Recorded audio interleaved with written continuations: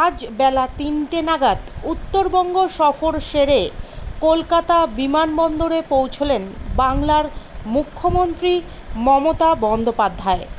এদিন সংবাদ মাধ্যমের মুখোমুখি হয়ে মুখ্যমন্ত্রী জানান, ভবানীপুরে যে ব্যবসায়ী বন্ধুর হাতে খুন হয়েছেন, এই মুহূর্তে প্রথমে সেখানেই যাবেন তিনি।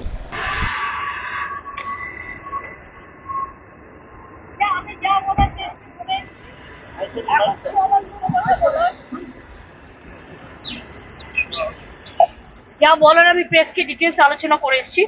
এখন আমার শুধু দুটো কথা বলার, একটা হচ্ছে যে দাসপুরে কালকে একটা মিদনাপুরে একটা ধূপের ফ্যাক্টরিতে, গার্মেন্টের ফ্যাক্টরিতে আগুন লেগেছিল। তাতে 200 জন এমপ্লয়িজ তারা জবলেস হয়ে যায়, কারণ ওইটা রেস্টোর করতে 6-7 মাস টাইম লাগবে। যে প্রাইভেট কোম্পানি ছিল, তো আমরা সেই জন্য ঠিক করেছি যে এই মানুষগুলো ততদিন তো কি করবে, তাদের হাতে কিছুই থাকবে না। সুতরাং যতদিন কারখানাটা চালু না হচ্ছে ততদিন গভর্নমেন্ট তাদের প্রত্যেকটা পরিবারকে, 200 পরিবারকে 2500 টাকা করে দেবে মান্থলি। দুই হচ্ছে, গতকাল চুচুড়ায় আমি দেখলাম একটা ডাম্পার একটা টোটোকে ধাক্কা দিয়েছে, তাতে 6-7 জন মারা গিয়েছে। তাদের পরিবারগুলোকেও 2 লক্ষ টাকা করে আমরা দিচ্ছি। মানুষের মৃত্যুর বদলে দেখুন টাকাটা ইজ নাথিং, কিন্তু অনেক সময় মানুষের কাজে লেগে যায়, যারা থেকে যায় তাদের জন্য। এই দুটো।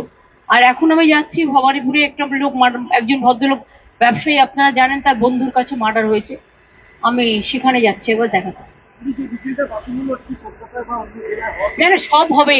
ওটা বাতিল করেছি, তার কারণ হচ্ছে যে ইলেকশন আসলে তো আমাকে মিছিল করতেই হবে, আর অনেক জায়গায় মিছিল হবেও, সুতরাং সবই একসাথে হয়ে যাবে। আর প্রোগ্রাম তো আমাদের অলরেডি স্টার্ট হয়ে গেছে। আমি তো অলরেডি 3-4 জায়গায় বললাম। আর স্ট্যান্ড ইজ ভেরি ক্লিয়ার। ক্যা এবং এনআরসি নিয়ে আপনারা দেখেছেন, আসামের মুখ্যমন্ত্রীও বলেছে এটা কিছুই হবে না, ক্যা অ্যাকচুয়াল নাগরিকত্বও পাবে না। সুতরাং এটা হচ্ছে লোক দেখানো এবং লোক ঠকানো। এটার পেছনেই হচ্ছে এনআরসি, এটা হচ্ছে ওটা মাথা, এটা লেজু। সুতরাং আমরা দুটোই করতে দেবো না। তার কারণ হচ্ছে, যদি কেউ আগে যেটা অধিকার ছিল, ডিএম দিত, ডিএম সার্ভে করে দিয়েই তো কোনো অসুবিধাই ছিল না। ডিএম এর কাছ থেকে পাওয়ারটা কেড়ে নেওয়া হয়। দ্বিতীয়ত তো দেখুন, আমেরিকায় কেউ পড়তে গেলে 5 বছর থাকলে একটা গ্রিন কার্ড পায়, বা ইউকে বলুন, বা পৃথিবীর বিভিন্ন দেশে 5 বছর থেকে 10 বছরের মধ্যে, শুধু কোনো একটা দেশে আমি দেখলাম 20 বছর করেছে, বাদ বাকি সিটিজেনশিপ পায়। সুতরাং যদি কেউ বাইরে থেকে আসে, তারা অ্যাপ্লাই করে এবং তারা 5 বছর 10 বছর থাকে, তারা এমনিতেই পায়। সেই সিস্টেম করে দিলেই তো কম হয়ে যায়। আজকে প্যানিকি আধার কার্ড ক্যান্সেল করো, যেই অ্যাপ্লাই করবে তার প্রপার্টি রাইট কি থাকবে? তার আগেরগুলো সবই তো বাতিল হয়ে গেল তার মানে। সুতরাং এটা একটা কোয়েশ্চেন মার্ক আছে, যেটা মানুষের জন্য ক্ষতিকারক।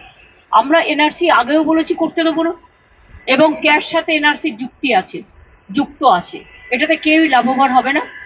মাঝখান থেকে আপনারা দেখেছেন আসামে 19 লক্ষ লোক যাদের বাদ দেওয়া হয়েছিল এনআরসি আর ক্যা করতে গিয়ে, তাতে 13 লক্ষ কিন্তু হিন্দু বাঙালিও বাদ হয়েছিল, তাতে সংখ্যালঘুরাও বাদ হয়েছিল, শিখরা বাদ হয়েছিল, নেপালিরা বাদ হয়েছিল। সুতরাং এই নিয়ে অনেক আগুন জ্বলেছে। আমরা চাই না নতুন করে কোনো আগুন জ্বালাতে। আমরা তাই বাংলায় এটা চালু করতে দেবো না।